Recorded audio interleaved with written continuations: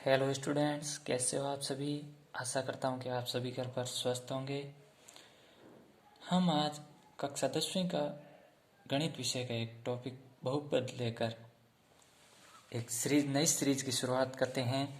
देखिए बच्चों, बहुपद के बारे में आप सभी पिछली कक्षा में पढ़ चुके हैं और बहुपद आपके 10वीं का तीसरा चैप्टर है। इसके बारे में आपको थोड़ी सी बेसिक जानकारी देते हुए आगे बढ़ूंगा। जैसे देखते हैं, एफ एक्स बराबर ए एक्स प्लस बी। इसमें पद कितने हैं? पद पूछे तो पद होंगे इसमें दो पद होंगे, लेकिन ये किस प्रकार, इसकी अधिकतम घात क्या है? अधिकतम घात बोले तो एक्स की अधिकतम घात क्या है? यहाँ पर एक्स की अधिकतम घात है हमारे पास एक, तो ये कौन सा बहुपद हो जाएगा? इसे हम रैखिक बहुपद बोलेंगे। यह हो जाएगा अपना रैखिक बहुपद। इसी तरीके से देखिए, एफ एक्स बराबर A X square plus B X plus C. अब इसमें देखिए अधिकतम, एक्स की अधिकतम घात ज़्यादा से ज़्यादा, यहाँ एक्स की एक पावर है, कोई भी पावर नहीं, इसका मतलब एक पावर है, और यहाँ पे एक्स की घात है दो, अधिकतम घात दो है, तो ये कौन सा हो जाएगा? द्विघातीय बहुपद। ये अपना हो जाएगा द्विघातीय बहुपद। देखिए यहाँ पर एक चीज और है, यहाँ पर पद कितने हैं अपने पास? पद एक दो तीन, पद पूछे तो तीन, तो ये पद तो होगा त्रिपद, लेकिन बहुपद होगा द्विघातीय बहुपद। घात पूछे तो द्विघातीय बहुपद। इसी तरीके से देखिए, एफ एक्स बराबर अगर हो A X square plus B X cube plus B X square plus C X plus D. अब इसमें देखें तो अधिकतम घात कितनी है? अधिकतम घात तो अधिकतम घात है तीन, तो ये कौन सा हो जाएगा? त्रिघातीय बहुपद। ये अपना हो जाएगा त्रिघातीय बहुपद। यहाँ पर हमने अध्ययन किया है रैखिक बहुपद का, द्विघातीय बहुपद का और त्रिघातीय बहुपद का। यहाँ पे आप सब देख रहे होंगे कि ए बी सी और डी ये क्या है? ये सब वास्तविक संख्या है। क्या है? वास्तविक संख्या है, यानी कि रियल नंबर है। ये सब वास्तविक संख्याएं हैं, ए बी सी और डी। इसके बाद अगर हम देखें तो अब बहुपदों का शून्यक कैसे ज्ञात करते हैं? बहुपदों के शून्यक बोले तो जैसे मैंने एक द्विघातीय बहुपद ले लिया, एफ एक्स बराबर A X square plus B X plus C. इसमें द्विघातीय बहुपद है ये, तो इसमें x के मान भी हमारे पास दो ही प्राप्त होंगे। अगर कोई रैखिक बहुपद है, जैसे मैंने ले लिया ax प्लस बी है एफ एक्स बराबर, तो इसमें x के मान भी एक ही प्राप्त होगा हमारे पास। अगर मैं f1 रखता हूँ जैसे, तो ये f1 बराबर a into one plus b, इस तरह से a प्लस बी हो जाएगा। लेकिन यहाँ पर जो x का मान होगा वो एक ही प्राप्त होगा, x जो मान है वो एक ही प्राप्त होगा। इसी तरीके से जैसे ले लिया मैंने एफ एक्स बराबर A X square plus B X plus C, इसमें एक्स के जो मान प्राप्त होंगे वो दो प्राप्त होंगे। अब जो भी हमारे पास एक्स के मान प्राप्त होंगे उन्हें हम अल्फा और बीटा बोलेंगे, और ये अल्फा और बीटा हैं, यही बहुपदों के क्या कहलाएंगे? शून्यक कहलाएंगे। इन्हें ही बहुपदों के शून्यक बोलेंगे। ठीक है, अब आगे की बात करें हम, तो आपका टॉपिक स्टार्ट होता है बहुपद यहाँ से। वो थी अभी जो समझाई मैंने, वो बेसिक जानकारी थी बहुपद के बारे में। शून्यकों और गुणकों के बीच संबंध, शून्यकों और गुणकों में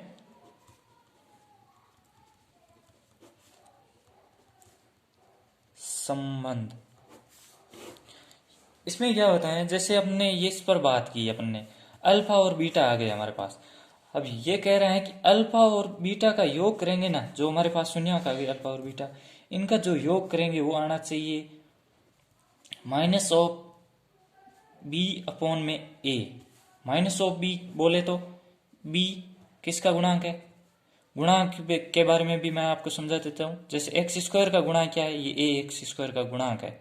जो इसके जस्ट आगे होगा गुणा में, उसे गुणांक बोलेंगे। यहाँ पे एक्स का गुणांक क्या है? बी है। एक्स का गुणांक क्या है? और ये सी होगा, वो क्या होगा? अचर पद। सी हमारे पास होगा अचर पद। ओके। तो ये माइनस का बी है, माइनस की जगह तो माइनस ही रहेगा, लेकिन ये बी किसका गुणांक है? एक्स का गुणांक, एक्स का गुणांक, और अपॉन में ए किसका गुणांक है? अभी समझाया मैंने, एक्स स्क्वायर का गुणांक है, एक्स स्क्वायर का गुणांक। दूसरा अल्फा और बीटा, अल्फा और बीटा मैंने अभी समझाया आपको क्या है, ये शून्यांक है। जो भी शून्यांक प्राप्त होंगे इनका गुणन करेंगे वो किसके बराबर आना चाहिए? सी अपॉन ए। सी मैंने अभी बताया आपको क्या है, सी यहां पर है अचर पद, सी है अचर पद, अपॉन में एक अभी बताया एक्स स्क्वायर का गुणांक, एक्स स्क्वायर का गुणांक। ओके, यहां तक कोई प्रॉब्लम नहीं। अब अगर यहां तक समझ में आ गया तो हम आपकी एक्सरसाइज नंबर 3.1 में जाते हैं। 3.1 में देखिए क्वेश्चन नंबर जो फर्स्ट है उसका सेकंड में करवाता हूँ आपको। क्या है जैसे question 4x² minus 4x plus 1, यही है, ठीक है। अब देखिए ये सेम एज हमने देखा था अभी, fx बराबर ax² plus bx plus c।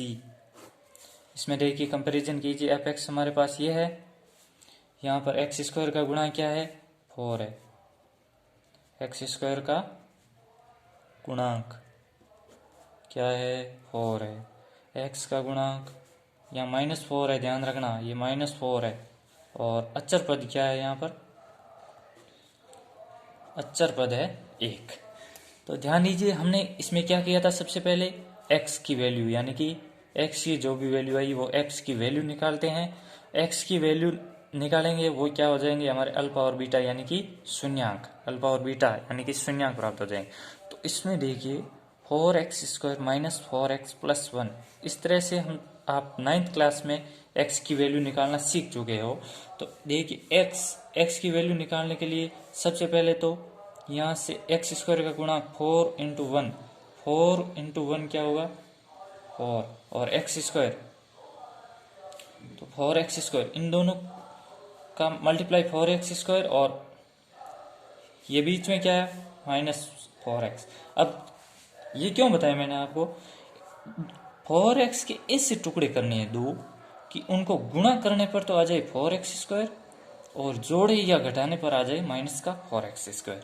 अब सामने से दिख रही सी बात है कि 4x² यानी कि 4x कैसे प्राप्त होगा? 2 और 2 का गुणा करेंगे तो 4x आएगा, और 2 और 2 को जोड़ेंगे तो भी 4x आएगा। तो माइनस का 2x प्लस का 1, -2x को जोड़ेंगे तो 4x आएगा, और इनका मल्टीप्लाई करेंगे तो माइनस माइनस प्लस हो जाएगा, और x इंटू एक्स x² हो जाएगा। कोई प्रॉब्लम नहीं।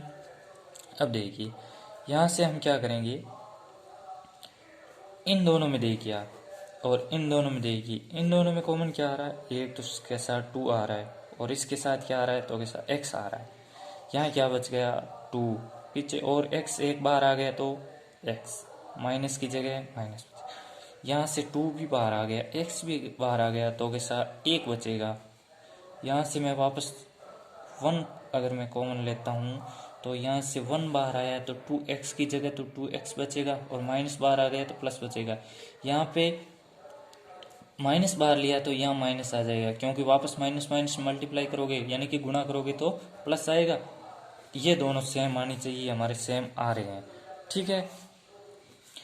2x -1 बन गया एक तो, और दूसरा भी 2x -1 बन गया, equal to 0। 2x -1 equal to 0, 2x -1 equal to 0। x की वैल्यू 1/2 आ गई, यहाँ से भी x की वैल्यू यहाँ से भी 1/2 आ गई, ठीक है, कोई प्रॉब्लम नहीं। अब x की वैल्यू तो हमारे पास आ गई 1/2, 1/2। अब इस x की वैल्यू से हमारे पास किसकी वैल्यू आ रही थी? अल्फा और है बीटा की, अल्फा और बीटा, एक अल्फा हो जाएगा एक बीटा हो जाएगा। अब देखते हैं शून्यांकों का योग, शून्यांकों का योग किस तरह से करते थे? अल्फा प्लस से बीटा, अल्फा प्लस से बीटा। अल्फा की वैल्यू क्या है? 1/2, प्लस बीटा की वैल्यू 1/2, क्या हो गई? आधे और आधे को जोड़ेंगे तो 1 प्राप्त होगा। अब देखिए हमारे पास वहां पर क्या था, इक्वेशन ये थी 4x² माइनस 4x प्लस 1। ठीक है, तो इसमें क्या है, 4x² का गुणांक भी 4 है और x का गुणांक भी 4 है। तो मैं इसको 1 को 4/4 लिख सकता हूँ क्या। ठीक है, अब क्या होता है, शून्यकों के योग में माइनस ऑफ x², x का गुणांक अपॉन में x² का गुणांक। ठीक है, तो मैं इस माइनस बनाने के लिए इसमें क्या कर सकता हूं, इसको माइनस से बाहर और अंदर मल्टीप्लाई यानी कि गुणा कर देता हूं। तो इसको मैं माइनस का 4/4, तो क्या हो जाएगा, ये देखिए अब ये माइनस का 4 किसका गुणांक है, माइनस की जगह माइनस, और माइनस का 4 x का गुणांक क्या है, माइनस का 4 था हमारे पास, यहाँ देखिए माइनस का 4, तो ये हो गया माइनस का b/a x² का गुणांक हो जाएगा। ठीक है, अपन देख चुके हैं x² का गुणांक क्या है 4 और x का गुणांक माइनस का 4। ठीक है, अगला शून्यकों का गुणनफल देखते हैं। शून्यकों का गुणनफल क्या होता है, अल्फा गुणा बीटा। तो अल्फा क्या है, अल्फा है हमारे पास, अल्फा की वैल्यू 1/2 और बीटा की वैल्यू भी 1/2। 1 को 1 से गुणा करेंगे 1, 2 को 2 से करेंगे 4। एक किस क्या है, यहाँ पर अचर पद है, अरे एक अचर पद है, और 4 क्या है, x² का गुणांक है। 4 क्या है, x² का गुणांक है। तो ये क्या है, अचर पद क्या है, c अपॉन में ये 4 किसका है, x² का गुणांक, x² का गुणांक a, c/a की वैल्यू ये आ गई। आशा करता हूँ कि यहाँ तक आपको समझ में आ गया होगा। अब देखिए अगला क्वेश्चन का भी मैं एक क्वेश्चन आपको करवा देता हूँ। ठीक है, बाकी आपको एक्सरसाइज 3.1 के सारे क्वेश्चन करने हैं, नहीं हो रहे हैं सोल्व तो मुझे वापस कमेंट बॉक्स में पूछिए कौन सा क्वेश्चन आपसे नहीं हो पा रहा है। दूसरा क्वेश्चन का देखिए, इसमें क्या करना है अपने को, देखिए दूसरे क्वेश्चन का क्वेश्चन नंबर 2 मैं करवा रहा हूँ, बाकी आपको कोशिश करनी हो जाए तो ठीक है, नहीं तो कमेंट बॉक्स में वापस मेरे से पूछ लीजिएगा कमेंट करके। ठीक है, देखिएगा इसमें अपन ने अभी तो ax² से चले थे और अल्फा और बीटा की वैल्यू निकाली, शून्यकों का योग निकाला, शून्यकों का गुणनफल निकाला। यहाँ पे क्या है, शून्यकों का योग और शून्यकों का गुणनफल हमने अपने को दे रखा है। अपने को वापस चाहिए ax² plus bx plus c में a, b और c की वैल्यू चाहिए।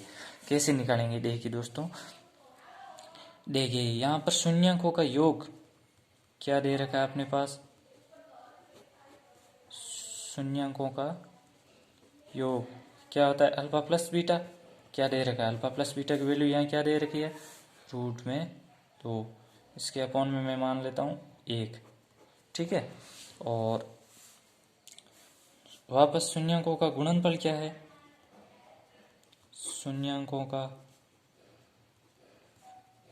गुणनफल अल्फा इंटू बीटा यानी कि 1/3। ठीक है, अब ये अपन ने पास देख लिया अल्फा प्लस बीटा, यहाँ होता क्या है, ये अचर पद अपॉन में x² का गुणांक होता है, यही होता है, तो कैसा यही होता है। तो अचर पद किसको बोलते हैं अपन, c को, x² का गुणांक a को। अब देखिए यहाँ पे a, ये भी क्या होता है, ये होता है माइनस ऑफ x का गुणांक, तो कैसा बिल्कुल माइनस ऑफ x का गुणांक अपॉन में x² का गुणांक। यहाँ पे एक चीज ध्यान दीजिए आप, माइनस ऑफ x का गुणांक क्या होता है, b, माइनस ऑफ यानी कि b अपॉन में a। तो यहाँ पे a की वैल्यू 1 है, यहाँ पे 3 है, तो पहले सबसे पहले अपने को a की वैल्यू समान करनी पड़ेगी। a की वैल्यू समान करने के लिए यहाँ पे मैं अंश व हर को तीन से ऊपर और नीचे अंश और हर में गुणा करूंगा। तो क्या हो जाएगा, अल्फा प्लस बीटा बराबर 3√2 अपॉन में a को 3 से किया 3 को √2 से किया 3√2। अब देखिए यहाँ पे भी वो पिछले क्वेश्चन में किया था वैसे के वैसे अंदर और बाहर माइनस से गुणा करना पड़ेगा, 3√2 अपॉन में 3, ये हो गया। अब अपने पास a की वैल्यू तो आ चुकी है, क्या आ गई, यहाँ पर अल्फा प्लस बीटा की वैल्यू ये है, अल्फा में गुणा बीटा की वैल्यू ये है। तो ए की वैल्यू जो हर में होता है वो ए होता है, यानी कि एक्स स्क्वायर का गुणांक वो ए होता है। तो यहाँ पे हर में क्या है, 3, यहाँ भी 3, तो अपने पास ए की वैल्यू आ गई यानी कि 3। ठीक है, और बी की वैल्यू अगर देखें तो यहाँ ध्यान दीजिएगा आप, यहाँ माइनस है, यहाँ माइनस रहता है। एक्स का गुणांक यहाँ पे क्या है, -3√2, यानी कि वो क्या होता है, बी -3√2। और सी अपन ने अचर पद पहले ही देख लिया क्या है, 1, सी की वैल्यू 1। ए बी और सी की वैल्यू इस इक्वेशन में रख देंगे, हमारे पास बहुपद बन जाएगा।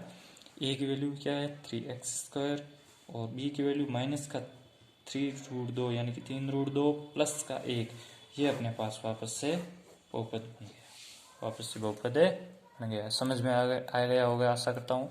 बाकी सभी इसके दूसरे के भी आपको ट्राई करने हैं और पहले के भी क्वेश्चन आपको सॉल्व करने हैं। अगर हो जाए तो ठीक है, बाकी मैं अगली कक्षा में आप कमेंट में बता देना कि सर ये क्वेश्चन हुआ नहीं हमसे, मैं करवा दूंगा वापस। क्वेश्चन नंबर 3 देखिए, एग्जाम में आने लायक क्वेश्चन है, इंपॉर्टेंट लगाइए इसको, बढ़िया क्वेश्चन है। क्या कह रहा है, एक बहुपद है, क्या है, द्विघाती बहुपद x² - 8x + k, और इसमें शून्यंकों के वर्गों का योग, यानी कि शून्यंकों के वर्गों का योग दे रखा है कितना, 40। शून्यंकों के वर्गों का योग 40, इसको इक्वेशन नंबर 1 दे दीजिए। ठीक है, तो अपने पास सबसे पहले हम क्या करते हैं कि अल्फा प्लस बीटा यानी कि शून्यंकों का योग क्या होता है, माइनस का b/a। तो यहाँ पे क्या है, b -8/a क्या है, 1, माइनस माइनस कैंसिल होगा तो प्लस का 8 बच जाएगा। ठीक है, समझ में आया यहाँ तक। तो ये अल्फा प्लस बीटा बराबर क्या बन गया, 8। इक्वेशन नंबर 2 दे दीजिए इसको। और अल्फा गुणा बीटा यानी कि फिर क्या करते हैं, शून्यंकों का गुणनफल में c यानी कि अचर पद क्या है, k/, में x² का गुणा क्या है, 1, यानी कि 1 लिखने की जरूरत नहीं है, इसको दे दीजिए इक्वेशन नंबर 3। अब इक्वेशन नंबर 2 में देखिए, यहाँ से मैं अल्फा बराबर 8 माइनस बीटा लिख सकता हूँ क्या, इस बीटा को मैं इस तरफ ले आया तो ये माइनस का हो जाएगा। ठीक है, इसको इक्वेशन नंबर दे दीजिए 4। अब समीकरण नंबर 4 से अल्फा का मान समीकरण 1 में रखने पर अपने को इसमें निकालना है k का मान 1 में रखने पर अल्फा का मान क्या है, 8 माइनस बीटा, तो अल्फा स्क्वायर 1 में इसमें रखना है, अल्फा की जगह 8 माइनस बीटा का whole square plus beta square बराबर 40। ये क्या दिख रहा है आपको, a माइनस बी का होल स्क्वायर दिख रहा है ना, तो क्या होता है a² - 2ab + b²। ठीक है, तो ध्यान दीजिए a की जगह क्या है, 8 का स्क्वायर यानी कि 64 लिख लूँ सीधा, माइनस की जगह -2 × 8 × बीटा, प्लस की जगह प्लस और b का स्क्वायर यानी कि बीटा का स्क्वायर प्लस बीटा का स्क्वायर, ये वाला बराबर क्या हो जाएगा, 40। 64 - 16 beta plus beta square plus beta square, 2 beta square हो जाएगा बराबर 40। अब देखिए, इसको अपने को एक द्विघातीय बहुपद बनाना है, यानी कि 2 समीकरण बन जाएगा, 2 बीटा स्क्वायर और ये माइनस का 16 बीटा, ये प्लस का 64 है, -40 इधर आएगा प्लस का तो माइनस का हो जाएगा, 64 में से 40 के क्या बच जाएगा, प्लस का 24 = 0। यहाँ तक कोई प्रॉब्लम नहीं। तो ये अपने पास एक इक्वेशन बन गई द्विघातीय, इससे अपने को वैल्यू मिल जाएगी बीटा की और अल्फा की। ठीक है, कैसे मिलेगी देखिए, ये 2 का सब में भाग दे दीजिए, 2 का 2 में भाग देंगे तो 1 बार बीटा स्क्वायर, 16 में 2 का भाग 8 बार 8 बीटा प्लस 24 में 12 = 0। यहाँ से क्या हो जाएगा, वही सेम जोड़ने घटाने पर तो माइनस का 8 बीटा आना चाहिए और गुणा भाग करने पर 12 बीटा स्क्वायर आना चाहिए। ऐसी कोई भी दो संख्या देखनी है 8 में से, यानी कि मैं -6 और का 6 बीटा और माइनस का 2 बीटा लूंगा तो इनको मल्टीप्लाई करने पर 12 बीटा स्क्वायर प्लस का आ जाएगा, माइनस माइनस प्लस हो जाएगा। और इनको मैं जोड़ूंगा तो माइनस का 6 और माइनस का 2 माइनस का 8 हो जाएगा। कैसे? देखिए, बीटा स्क्वायर माइनस का 6 बीटा माइनस का 2 बीटा प्लस 12 इक्वल टू 0। यहाँ से देखिए, एक इसमें से एक इसमें, देखिए यहाँ से कॉमन क्या आ रहा है तो एक ओनली और ओनली बीटा आ रहा है। बीटा को कॉमन ले लिया, यहाँ क्या बचा? बीटा बच गया। माइनस का बीटा कॉमन ले लिया, क्या बचा? 6। माइनस का 2 यहाँ से कॉमन लिया, यहाँ क्या बचा? बीटा। माइनस कॉमन आ गया है, यहाँ माइनस का 6 बराबर 0। यहाँ माइनस क्यों आया? क्योंकि अब आप सोल्व करोगे इसको, माइनस माइनस क्या होगा? प्लस आएगा। प्लस का 6 और 2 12, ठीक है। और माइनस का 2 बीटा वापस आ जाएगा। यहाँ से देखिए, एक तो बन गया बीटा माइनस 2 इक्वल टू 0, एक बन गया अपने beta minus 6 equal to 0। Beta की वैल्यू आ गई 6 होगी, या होगी बीटा की वैल्यू 2, या तो बीटा की वैल्यू 2 होगी या बीटा की वैल्यू 6 होगी। अगर बीटा की वैल्यू 2 होगी तो अल्फा की वैल्यू 6 होगी, और बीटा या तो 2 6 होगा या अल्फा 2 6 होगा। कैसे समझे? अगर बीटा 2 होगा तो अल्फा 6 होगा, और अगर बीटा 6 होगा तो अल्फा 2 होगा। ठीक है, देखिए मैं इस इक्वेशन नंबर 4 में रख के देखता हूँ कैसे आया, वो आपको समझ में आ जाएगा। अल्फा की वैल्यू क्या आ जाएगी? बीटा की वैल्यू अगर 2 रखोगे 8 माइनस 6 बराबर 2, और अगर अल्फा बराबर बीटा की वैल्यू अगर आप 2 रखोगे तो 6 आ जाएगी अल्फा की वैल्यू। तो यानी कि अब जो अल्फा और बीटा की वैल्यू हमारे पास 6 और 2, यानी कि इसके गुणांक आएंगे। ठीक है, शून्यांक 6 और 2 हो जाएंगे। तो अब ये वैल्यू 6 और 2 है, वो अल्फा और बीटा की वैल्यू है, वो समीकरण 3 में रखने पर, यानी कि अल्फा और बीटा का मान अपन कौन से समीकरण में रखेंगे? समीकरण नंबर 3 में रखने पर। अगर समीकरण 3 में रखेंगे तो हमें किसकी वैल्यू प्राप्त हो जाएगी? के की मान ही पूछ रहा है। अगर अल्फा का मान 2 है तो बीटा का मान 6 बराबर के, तो के बराबर कितना आ गया? 12। समझ में आया?